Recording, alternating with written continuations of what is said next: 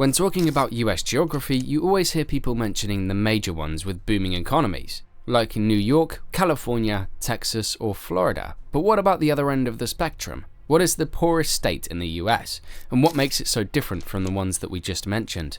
This state has a rich history, culture, and natural beauty, yet paradoxically, it stands as an emblem of enduring struggle, the struggle against poverty. This is Mississippi, a land where the mighty Mississippi River flows, where blues music echoes through the air, and where magnolias bloom and burst in a southern splendor. But behind this picturesque facade lies a startling reality. Mississippi is the poorest state in the United States.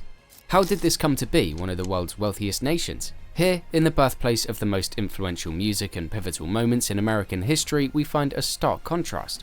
A place where economic hardship is a daily reality for many. But how and why did Mississippi end up like this?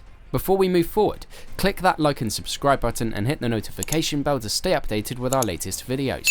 This channel will keep you updated on the most intriguing videos on economic topics all around the world. Mississippi's economic tale is deeply rooted in its rich and complex history. Originally an epicenter of agriculture, the state's economy was historically driven by cotton, underpinned by the tragic foundation of slavery. This reliance on a plantation-based economy set the stage for long-term economic challenges. The Civil War dealt a devastating blow, as the emancipation of slaves and the destruction of infrastructure crippled the state's economic backbone. Post-war, Mississippi struggled to diversify its economy, remaining heavily reliant on agriculture with limited industrial development. The 20th century brought the Great Depression, further exacerbating the state's economic woes.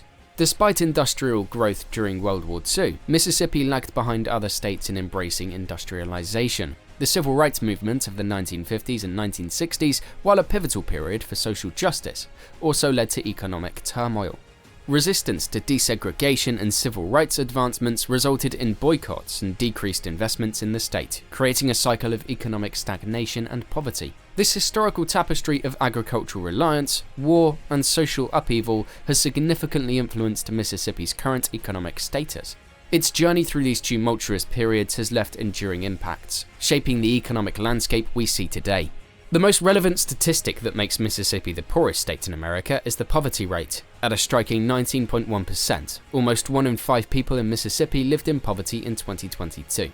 This is way above the federal poverty rate of 11.5%. In relation to income, the federal poverty level was $13,590 for individuals and $27,750 for a family of 4. Moreover, and to no surprise, Mississippi has the lowest average salary of any state in the US, at $45,180 per year. For reference, the nationwide average annual salary is just under $60,000. As for Mississippi's gross domestic product, or GDP, it stood at approximately $139 billion in 2022, ranking 36th in the nation. But when considering the population and calculating the GDP per capita, Mississippi ranks dead last, reflecting a wide economic disparity.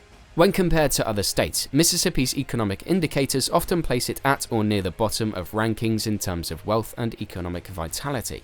This is not just a matter of numbers. These statistics reflect real challenges faced by individuals and communities across the state. Mississippi's status as the poorest state in the US is not a consequence of a single factor, but a complex interplay of various elements, including education, healthcare, infrastructure, and political landscape. Each of these components plays a significant role in shaping the state's economic opportunities and challenges. The state of education in Mississippi is a critical factor contributing to its economic conditions. Historically, it has struggled with lower educational attainment levels compared to the national average. As of 2022, Mississippi's high school graduation rate hovers around 85%, which is below the national average of approximately 88%. This gap may seem small, but it has far-reaching implications. Students who don't complete high school are more likely to experience unemployment and earn lower wages when they do find work. Further, only about 23% of Mississippi adults hold a bachelor's degree or higher, compared to the national average of around 38%. This disparity in higher education attainment is a critical factor in the state's economic struggles. Higher education is often a gateway to get a better job opportunity and higher income. Thus, this lower rate of degree attainment is directly linked to the lower average incomes seen across the state. Moreover, Mississippi's investment in education is also telling. The state's per-pupil expenditure in public schools is one of the lowest in the country, averaging around $5,800, compared to the national average of approximately $14,800. This underfunding can lead to larger class sizes, fewer resources, and less support for students, all of which can negatively impact educational outcomes.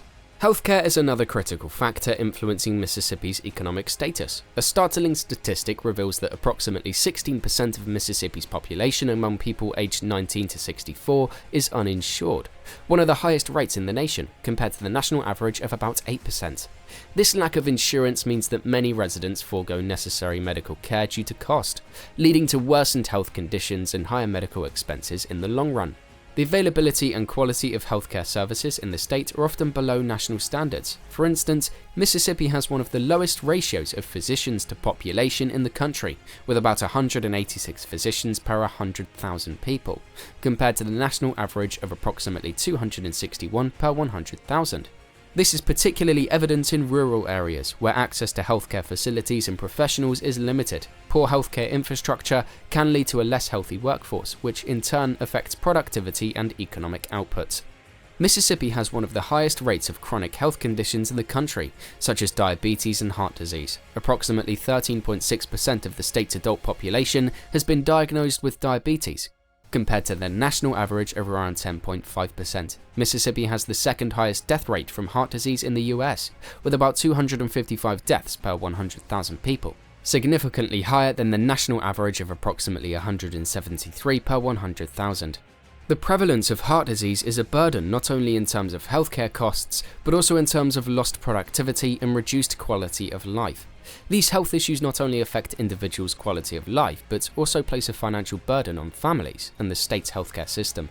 The state's decision on healthcare policies, including Medicaid expansion, has significant implications for the overall health and economic well-being of its residents. Infrastructure plays a crucial role in any state's economic development, and Mississippi is no exception.